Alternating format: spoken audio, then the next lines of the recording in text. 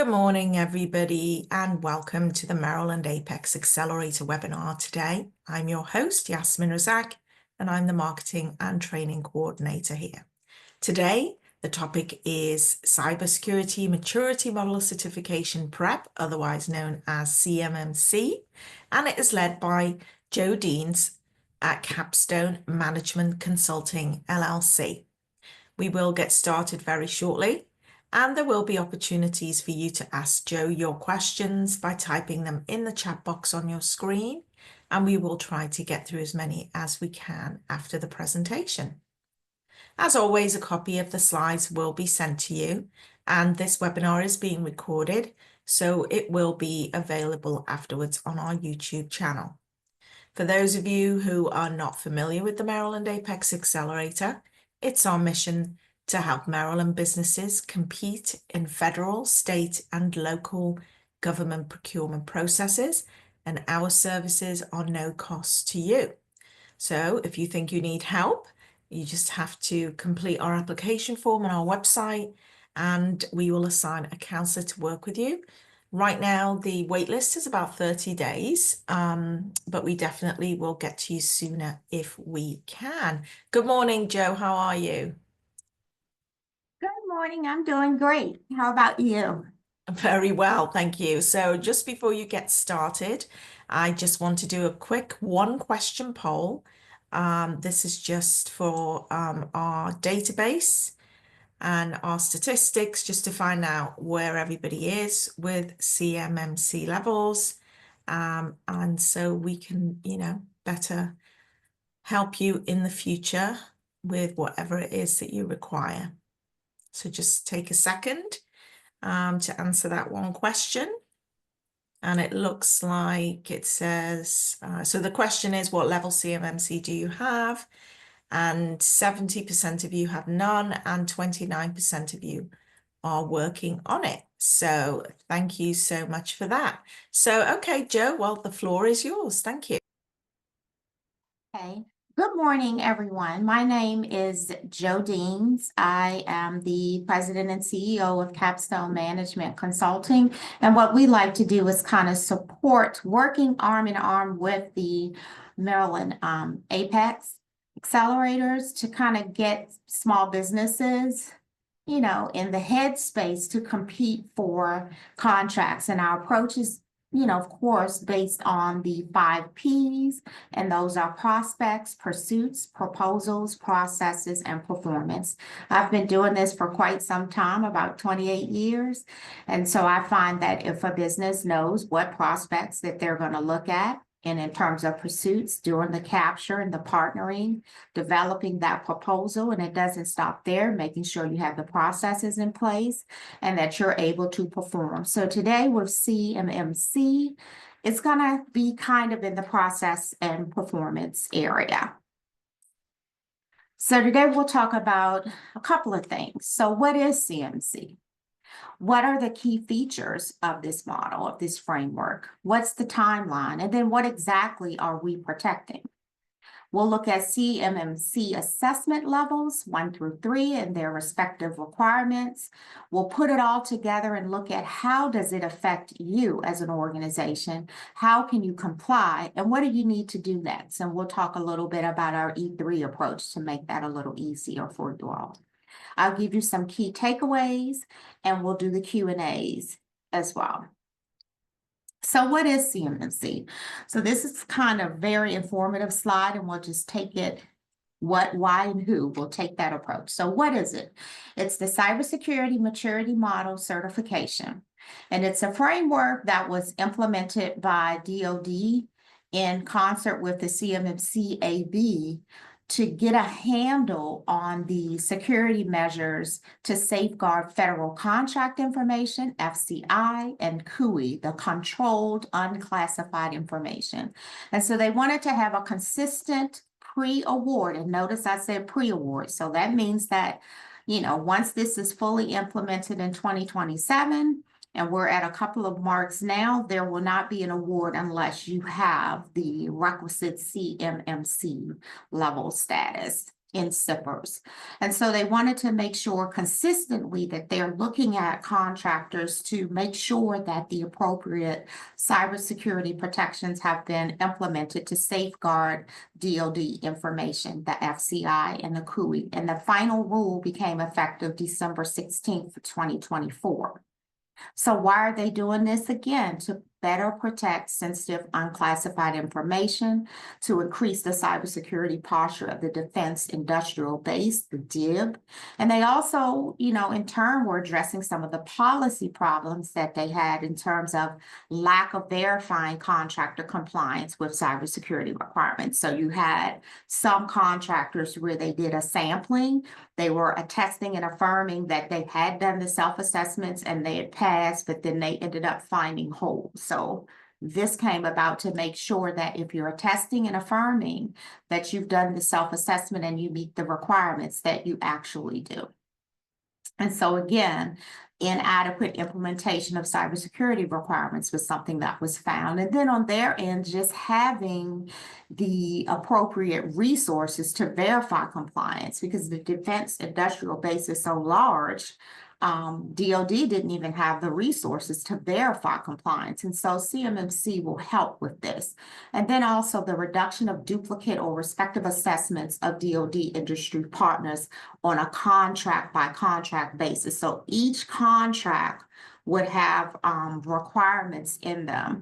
Now it's going to be to the point where they'll just go into the system and look at your CMMC status. So whether you're prime or sub, you wouldn't have to do it each and every time by contract. And so who is this applicable to? The entire DIB, Defense Industrial Base. So if you're working with DoD, then you need to have your eyes on CMMC. And it's going to affect both prime and subcontractors. And you'll hear me say that multiple times, because it's not just the prime that's going to be affected by this. So all defense contractors and subcontractors must show compliance with the applicable security requirements for that particular contract that they're working on. And you could do this through a self-assessment or independent assessment. And it has to occur prior to contract award. Again, for now, it's only for the Department of Defense contracts, but there are some agencies, we're being told, that are considering CMMC. And so you'll start to see it in new DoD solicitations, task orders, contracts, and sometimes you may see it as a condition to exercise an option in a contract that you currently have. And then again, subcontractors will be subject to CMMC via flow down CMMC requirements.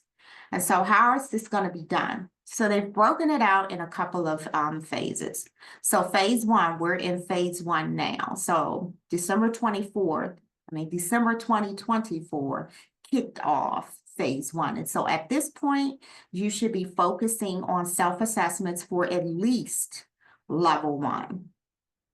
In December 2025, phase two is going to be kicked off, and this is where there's actually going to be assessments being conducted by the third-party assessment or assessor organization. That's the C3PAO, and that'll be for level two contractors. For phase three, that's going to kick off December 2026. And that's going to expand CMMC requirements to more contractors because it's going to be embedded in more solicitations and task order awards, delivery orders, and in some of the options when they're exercising those options. And then finally, you reach phase four, and that's where CMMC will be fully implemented, and that'll be December 2027. And so that's fast approaching. And so you want to make sure that you are aware of the timeline and what you can do to kind of get prepared, because as of December 2027, you're going to start to see it in a lot of DoD contracts we're anticipating. Some of the key features of the model, it's a tiered model. You have levels 1, 2, and 3, where they're assessing the how well you implement cybersecurity standards. And again, the levels are advanced, progressively advanced. And so depending on the type and sensitivity of the information will determine what level you would have to obtain. Again, that assessment requirement is there. You're going to have to do a self-assessment or independent assessment by a C3PAO organization. And this phase implementation is designed to kind of help industry where you're not just hitting them all at once with all of these requirements. And so they're breaking it out by those the years starting with December 2024 through 2027, as we just discussed. And I'll pause here. Are there any questions that you want me to answer now? Yes. First of all, I'd like to welcome everybody who joined us since we started and to tell you that you can type out your questions in the chat box. And we do have one. Are third-party assessments currently available? Not right. It'll be December of this year, December Okay. of 2020, I believe. We go back here. See, in phase 2. All right. That's the only question so far. Thanks. Okay, so we'll move on. So what exactly are we protecting? Again, we're protecting federal contract information, control unclassified information. So think about that time where the federal employee took the laptop home and had a lot of sensitive information on it.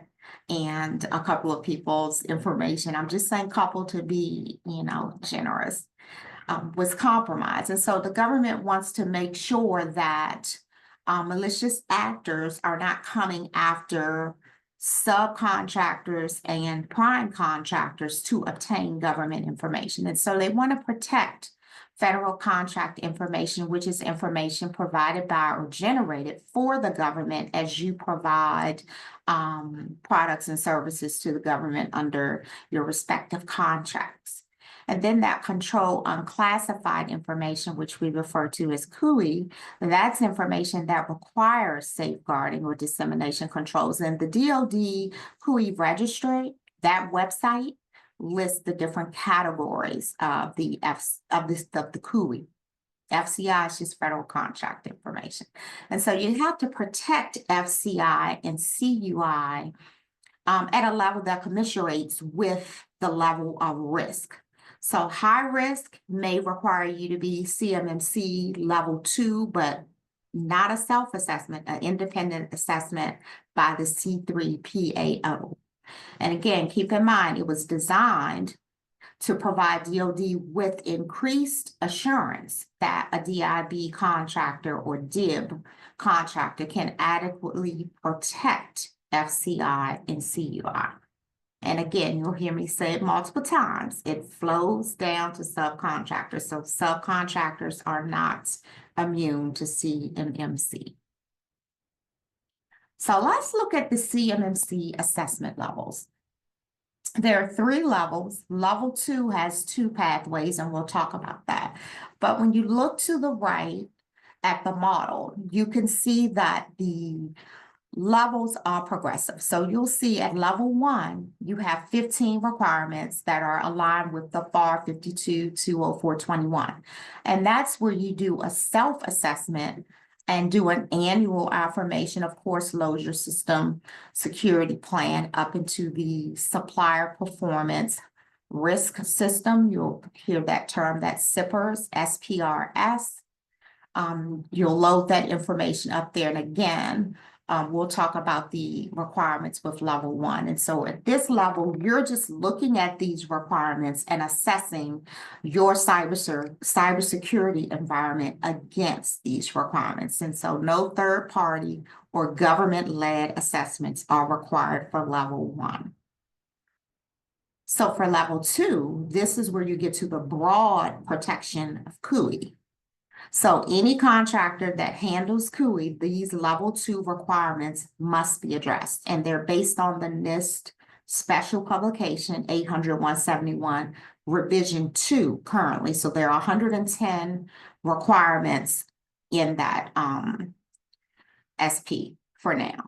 And now when you look at level 2, you can do a self-assessment of those requirements, or you can have the certifying third-party assessor organization come and, well, request it from them.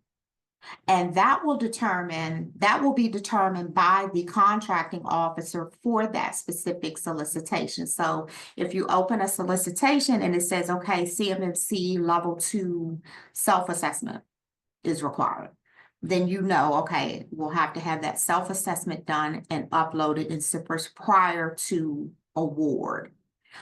If you have a level 2 and it states that it has to be done by the C3PAO, then you're going to have to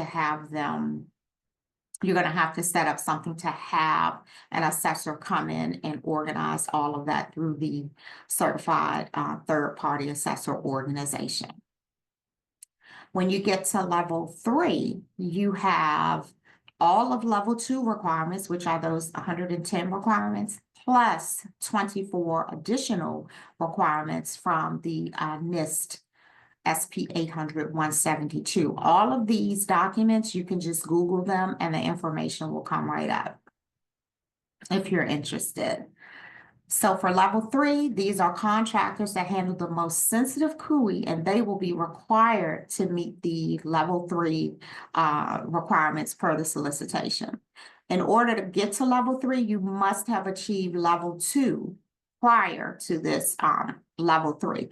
And for the level 2, you have to have a C3 PAO. It cannot be a self-assessment. You cannot do a level 2 self-assessment and move to level 3. It has to be done by the C3 PAO. And then the assessment will be conducted every 3 years by the government. So the difference between level 2 is that the assessment can be self-assessed or through the independent assessment organization, the C3 PAO. At level 3, you have to have the DCMA DIPCAT, the Cybersecurity Assessment Center. They will do it. So that's government-led, and that's a total of 134 requirements. Again, meeting the requirements at level 2, plus the additional 24 requirements. So let's talk about each of these levels and the respective requirements a little bit. So for CMMC level 1, there are 15 requirements. And as you can see in the right column, they do align with the NIST 800-171. So here, you don't have to do all 110. They pick the basic safeguarding requirements that an organization would need to be able to meet, and listed them in the FAR 52-204-21 and mapped to the NIST, the appropriate NIST security control. Now keep in mind that 15 is just 15 items. So if we look at item 9, escort visitors and monitor visitor activity. Maintain audit logs of physical access and control and manage physical access devices. How does your organization do this? When a visitor comes in, what happens? Do you have an iPad or something for them to sign in? Do you have a sign-in log? Who's monitoring that visitor activity? How are those audit logs of physical access maintained? Are they electronic, or do you still have a notebook and you scan them in? And then how do you control and manage physical access devices? That could be a data watch card or some type of fob that'll get you access, or a door with a code on it. And so this one requirement has 3 separate requirements with it. And so you would have to show, like, what policy do you have to show that your visitors are managed and monitored, and that those records are maintained, and that you have the capability to control and manage physical access devices. And so if we move to item 1, you can ask yourself, how do I limit information system access to authorized users? How do I process, what processes do I have in place to act on behalf of authorized users? And then what devices or other information systems support this requirement? And so you may have a user access policy, you may have some type of system security plan, which is gonna always need that. You may have something written up to show that. You may have user roles defined that only specific users will get in systems because they have a need to know. So these are the types of requirements at level 1. And again, you have 15 that you have to meet, and these are either met or not met. Do not go into the CIPR system and put not met. All of these have to be met under CMMC. So you only have those 2 choices, and you want to make sure that if any of these are not met, that you do an internal plan of actions and milestones, POAM, and address those. And then when you load them up into CIPRs, then you'll have everything addressed. So when we look at a level 2, this one is a little bit more robust. Again, there's 14 control families. You have access control, awareness and training, maintenance, media protection, personnel security, and all of these control families or domains have assessment objectives associated with them. And so each one is looking at your cybersecurity posture in terms of how well did you do personnel security? How well did you do media protection? How do you use, store, and destroy safely any media to include files? How do you do that? What do you have in place? And then in terms of configuration management, what configuration management systems do you have in place to properly ensure that changes are being made in a controlled and a consistent manner? Are you using SharePoint? Are you using Teams, Dropbox? What are you using to ensure that the items that you have are configuration controlled items that are changed in a controlled and consistent manner? Do you have configuration control board in place? And what documents do you have to support that? So those are the types of questions that you're going to be asking yourself as you are looking at the 110 requirements across these 14 control families. And I mentioned before that we are currently on revision 3. CMMC will eventually move to revision 3 for the NIST special publication 800-171, but we're currently following revision 2. And so you have to follow the requirements for revision 2 for now until it's determined that CMMC will move to revision 3. So the difference between 2 and 3, revision 2 has 14 control families as I've listed under the domain column. Revision 3 has 17, so they added 3 more in their planning, system and services acquisition, and then of course, supply chain risk management.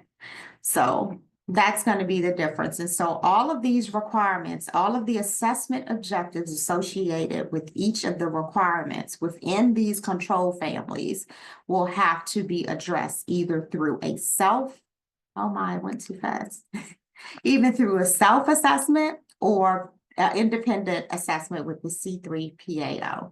So again, level 2 is the only level that has 2 pathways that allows you to do self-assessment or through independent. And again, whichever pathway you choose, you're going to have to make sure it aligns with the contract or the solicitation that you are pursuing. And so the DoD has the authority to state what level CMMC is required for a specific contract. And then as we move on to level 3, which is the highest level, you'll see here a new term. They call you guys Organization Seeking Assessment. So that's an OSA. So in order to get to level 3, you have to fulfill all of those requirements for level 2, all 110, but you have to have it done by an independent assessor, which is the C3PAO. You have to do that. So you're going to address those 110 plus the requirements from the NIST SP 800-172 for a total of 134 requirements. And so here we saw before all of the control families or the domains, but there are a couple of here that I've listed below that they don't apply to the additional 24 requirements. And when you look at the 800-172, it has a total of 35 requirements, but they are requiring 24 of those requirements for CMMC level 3, and I've listed those to your right. So if you're looking at system and communications protection, they have the enhanced security requirements in the document, and those are the actual assessment objective numbers. The only one that you have to adhere to for level 3 would be the isolation. And then you would read what that assessment objective requires and demonstrate how you meet that requirement to the assessor. Okay, so those are the 3 levels. I know that was a lot, so I'll pause and ask, are there any questions regarding the CMMC levels and then the respective requirements at each level?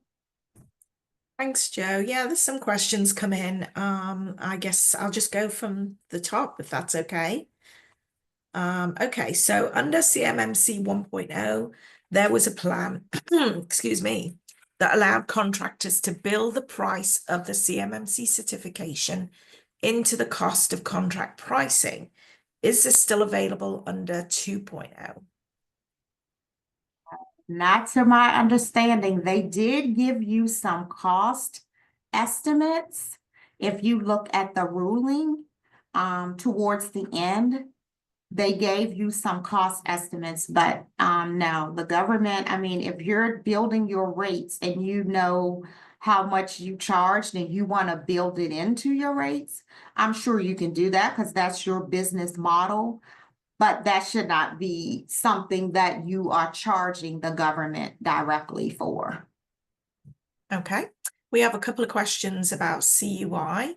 If subcontractors need level 2, do subcontractors need level 2 if they don't handle CUI?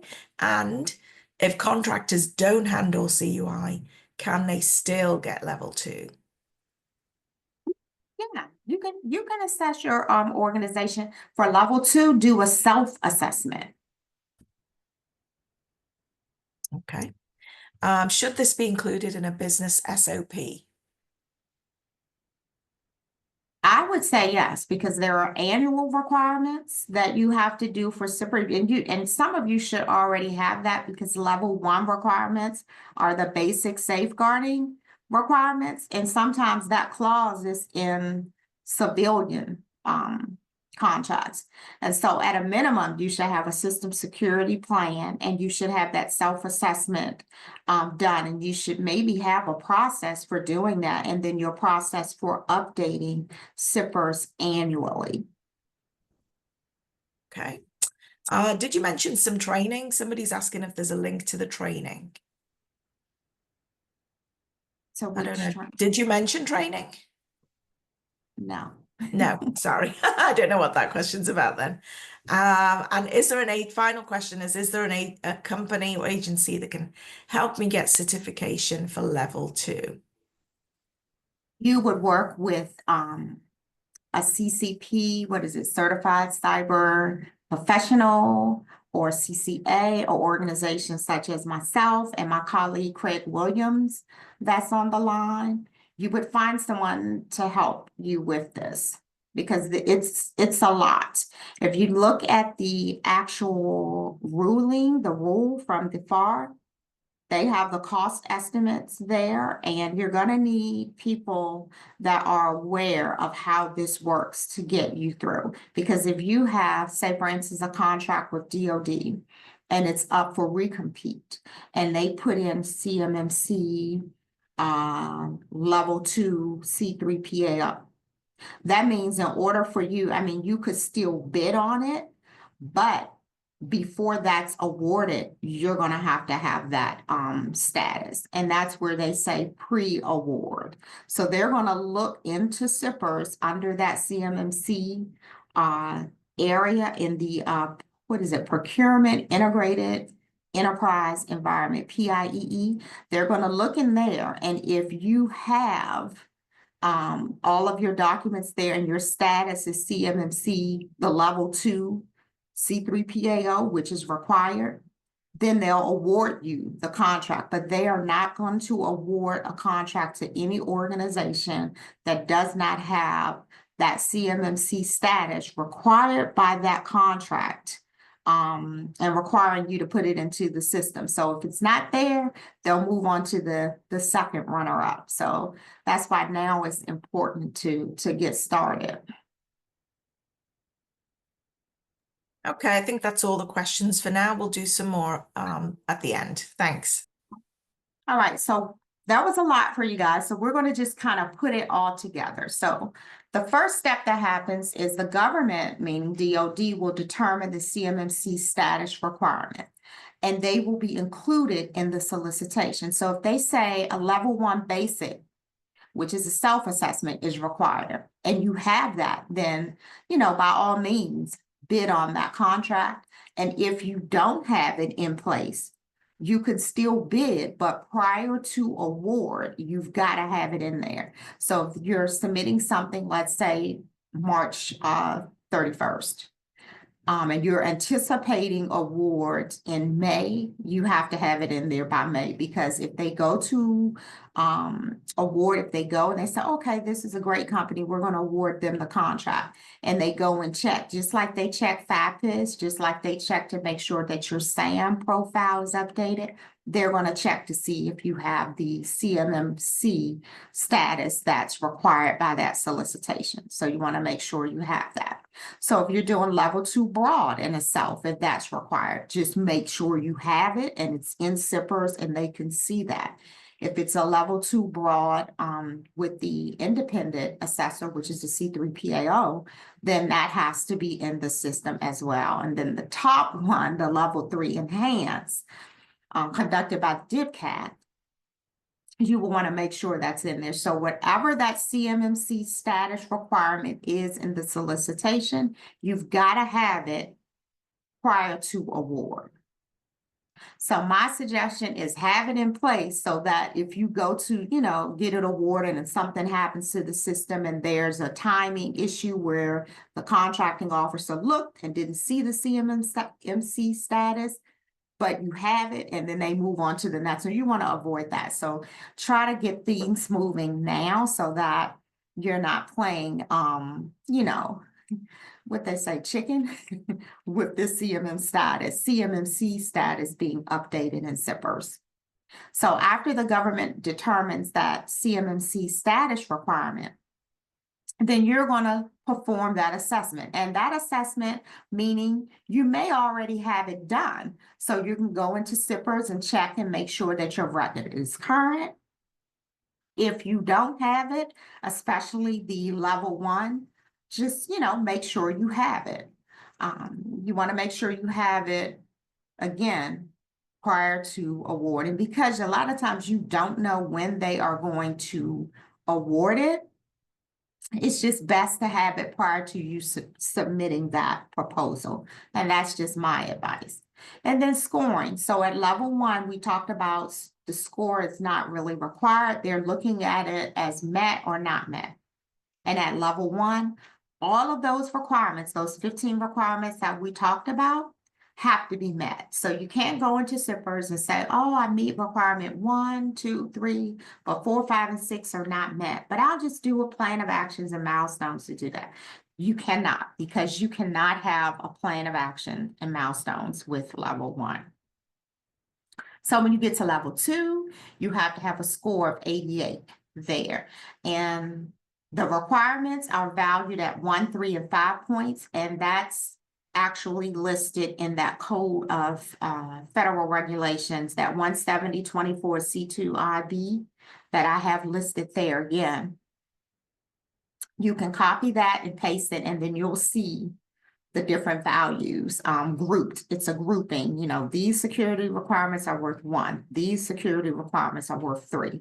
These are worth 5. And so you can gain a max score of 110, but you have to have at least an 88 at level 2. So when you move on to level 3, you've got to have a level 2 score of 110. And you have to have 24 points for level 3.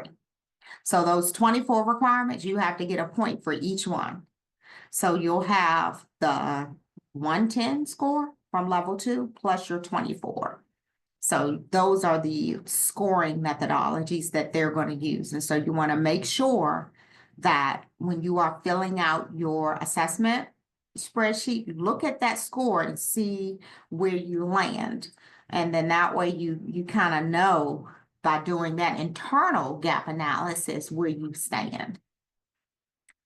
And then assessment reporting. Again, we've been talking about that supplier performance risk system. And basically, they want to see your risk to the government in performing the work in compromising FCI and CUI. So level 1, when you meet all the requirements, recorded in CIPRS. So level 2 and level 3 can have a conditional or final CMMC status. So all not met requirements that are in those 110 requirements must be in a plan of actions and milestones. So you can have a POAM. So then you have to take the time to address those items in the POAM, and you have 180 days to do that.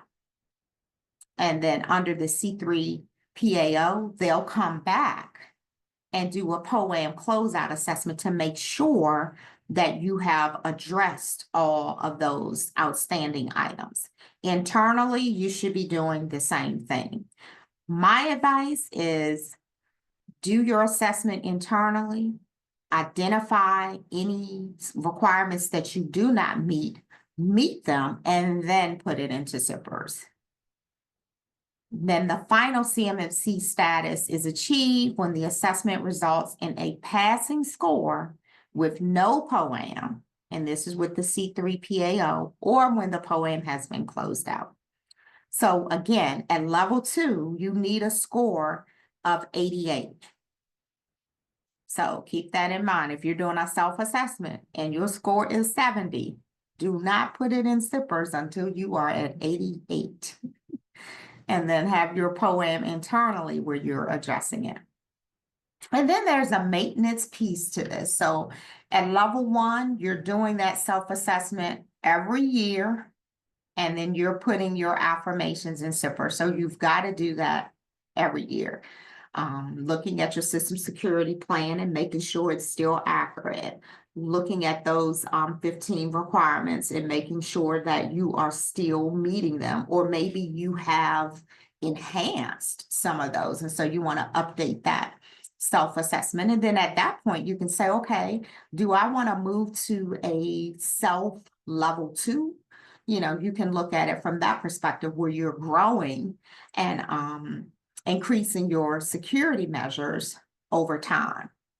So then to maintain the level 2 self and the C3 PAO, again, you have to update CIPRS annually. And that goes back to the question that the participant had regarding the SOP. You may want to have a process in place, put it on the calendars where you have to go in and update and make sure you don't miss that date.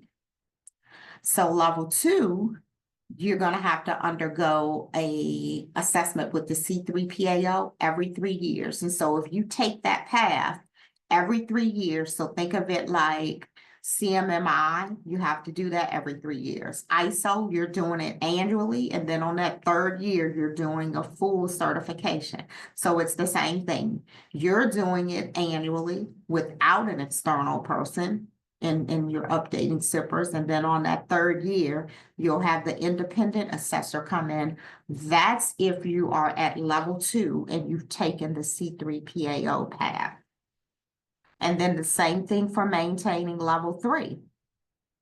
It's going to have to be done every 3 years. And you're going to have to do level 2 with the 110 requirements, then the level 3 with the 24, and then update CIPRS annually. And so if you break it down into these kind of areas, it'll kind of help you, understand what you need to do, how you're going to do it, and when you need to do it.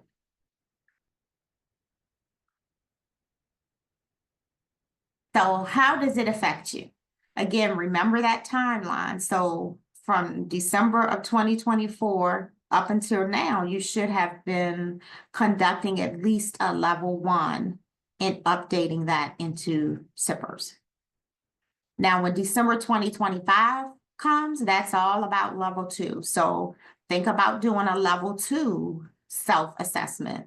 And if some of the contracts that you're noticing, like between now and December 2025, if a contract is issued and you're noticing, okay, they are really putting in CMMC level 2 C3 PAO, then you may want to consider getting that, because in the future, it may preclude you from bidding on it.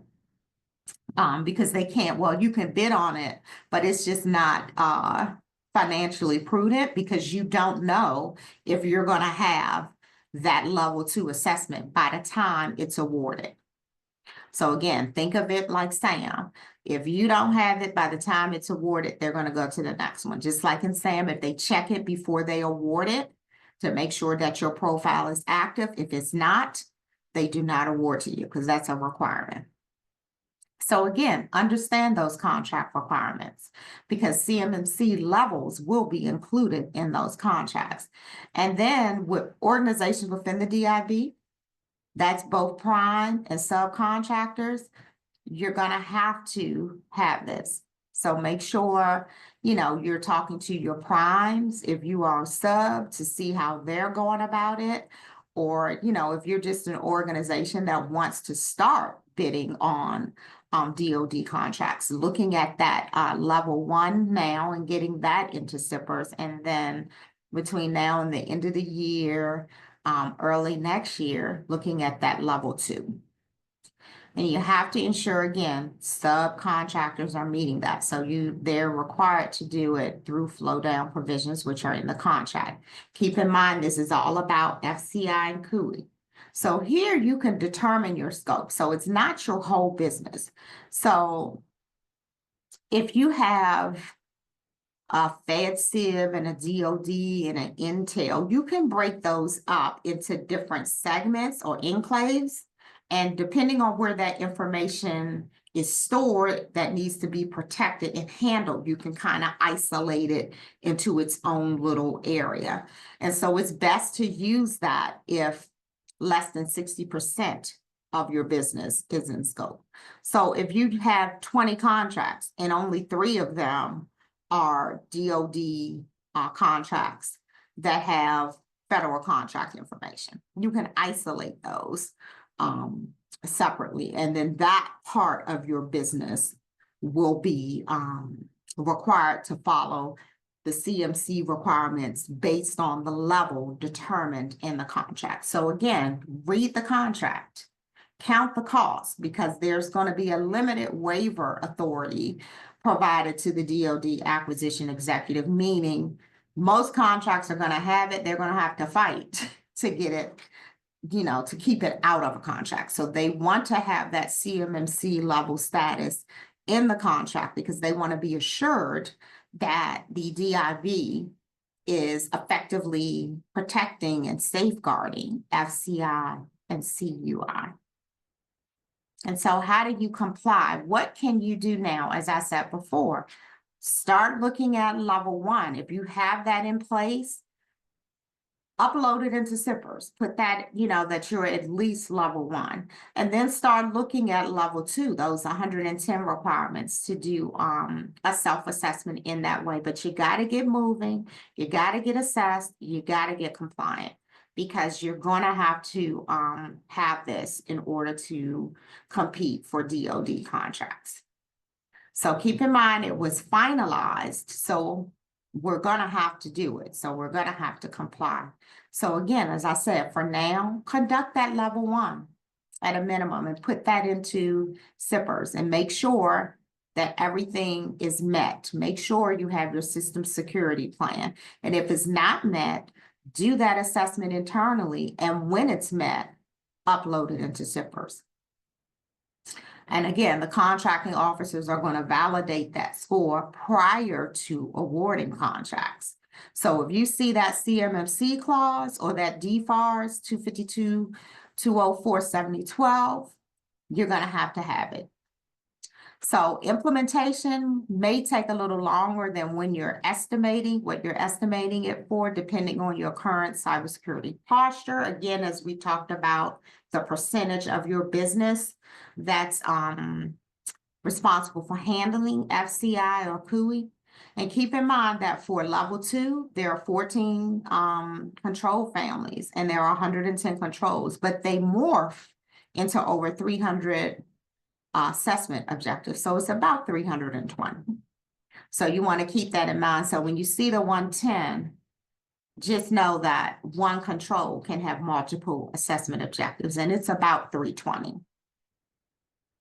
So next up, so we have the E3 path where we evaluate, execute that assessment, and then evolution where you're continuously monitoring. Because you're going to have to get recertified every 3 years for level 2, the C3PAO path, and definitely for level 3. So for level 1, that's a self-assessment, and for level 2, that's a self-assessment as well. So determine your baseline state. Decide what maturity level, and that's just level 1, 2, or 3. And then develop a POAM and implement recommendations. Because remember, for level 2, you can have a POAM and you'll just have a conditional CMMC status. And then once you have that POAM closeout assessment, you'll get your final CMMC status. Now, it'll say in the solicitation if you have to have CMMC conditional or CMMC final for level 2. Level 3, you've got to have it. You've got to make sure, you have everything there, because that's kind of handling really, really sensitive information. So for now, I think in terms of industry, level 1 and level 2 are the key. So conduct that internal readiness review and then engage with the CMMC assessor, and then be prepared to conduct those annual reviews, because you have to update CPRs annually. And if a C3PAO conducts your assessment, that happens every 3 years, and they'll be checking to see if you have conducted those annual reviews. So the key takeaways, again, focusing on those levels. Level 1 is basic safeguarding. Level 2 is broad protection. And level 3 is enhanced protection. Level 1 is done by the company. It's a self-assessment. Level 2 can be a self-assessment or done by C3PAO. Level 3 is done by the government, the DIBCAT. In terms of time, that self-assessment can be a few weeks or a few months, or it could be 6 to 8 months. The level 2 can take 6 to 18 months. And then level 3 is 18 to 24 months. And that's why I was saying timing is going to depend on your current cybersecurity posture, the requirements that you do not meet and are placed in a POAM, and then also the schedule of the C3PAO in conducting the assessment, as well as the DIBCAT, which is the government-led assessment. So don't underestimate those 14 control families at level 2, because again, they morph into about 320 assessment objectives. Make sure that in your POAM that you have requirements that are allowable, because even though they're there, some of them you have to meet that particular assessment objective. Okay, because some of them are not, you can't include them on a POAM, so you have to have them at the time of the assessment. And then waivers, there's not going to be many waivers to this, so it's going to happen. And so don't depend on waivers, and get a baseline assessment done now so that you know where you are. And then you can partner with myself and Craig Williams, who's on the line, to kind of help you navigate this process, because we don't foresee it going away for now, because anything can change, as you guys have seen. But for now, this is where we stand with DoD. And with that, I hand it back to you, Yasmin. Thank you, Jo. That was great. I know there's been a lot of changes over the last few months, so it's really great to have you, sum it all up in a nutshell for us, which is difficult to do because it can be quite complex. So I do appreciate you doing that. I think we have a couple of questions left, and of course, we still have a few minutes left if you have any questions for Joe to type them in the chat box. One is, will we be getting the presentation? Yes, I'll be sending out the slides and the recording shortly. The next is the cost associated with meeting the requirements for each level a recurring cost? If it's a self-assessment, that will be a business decision. If you guys are bringing in a consultant to do it, then yeah, that'll be a cost. But if you have a cybersecurity SME that's available to do it, then it may not be a cost to you. Now, when the C3PAO, when that requirement comes in, there is a cost associated with it. And in the ruling, they give you some cost estimates in there. So I would, advise you to go look at that, because they're different. It can change based on what is being assessed. So I would go back and look at that rule as well, but there could be cost to that. Okay, To the thanks. self-assessment at level 1, sorry. All right, next question is, what's the biggest difference between CMMC level 2, self, and level 2 C3PAO, and will it matter for contracts and SPRS? Okay, the difference is for level 2, you can do a self-assessment, meaning the organization is doing it. And then the other way is through an independent assessment, which means that the C3PAO is doing it. And there's definitely a cost associated with having them come in and conduct the assessment. And this will be recurring. For C3PAO, you have to do that every 3 years. Okay, and it looks like the last question is, how can we contact your company to get assistance with certification? Okay, it's if you look at the bottom of the slide, info at Capstone, and you guys will have the slide. Or you can email it to me directly. You can just change info to JD's. Okay, great. Well, looks like that's all the questions we have. So I'd like to thank Joe again for a great presentation and to thank you all for engaging. I've posted a lot of links in the chat, so hopefully you can take advantage of those as opportunities, not just for training on cybersecurity, but also low interest loans to pay for it, and other links there that may be of interest to you. And we hope to see Joe again later in the year for some more training. So thanks, everybody. Stay safe, and we will see you all again soon. Bye-bye. Bye-bye.